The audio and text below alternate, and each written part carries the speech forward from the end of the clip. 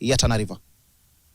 Nao wakazi wa eneo kame la kaunti ya Pokot Magharibi kwa muda wamekuwa wakitegemea chakula cha msaada, huku maskini na utapiamlo vikileta changamoto kubwa. Hata hivyo, wakulima wameridhishwa baada ya kupokea mbegu za mahindi na miche ya matunda bila malipo kwa hisani ya serikali ya kaunti.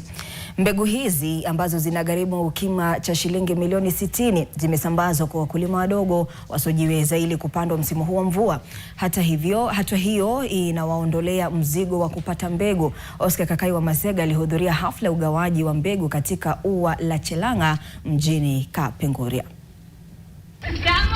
Wakulima wadogo wasiojiweza pamoja na wakazi katika maeneo kama ya kaunti ya Pokot Magharibi sasa wako na kila la kutabasamu baada ya serikali ya kaunti hii kuanza kusambaza mbegu ya mahindi pamoja na miche za matunda kwa wakazi. Ninaenda sasa kuanza kazi kesho kwa sababu nimesaidika siku ya leo, nimeweza kupata mbegu. Hali hii inalenga kuboresha kilimo pamoja na kumaliza baa la njaa katika eneo hili kame. Hata tukiuza itanisaidia mimi kama mkulima.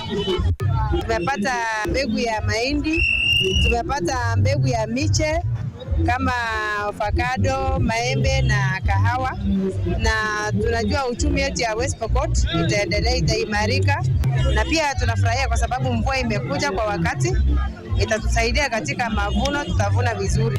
For the last years, ungesikia katika matangazo kwamba tuko hali hatari, tumeepukana kuwa ile kaunti ya kuomba msaada.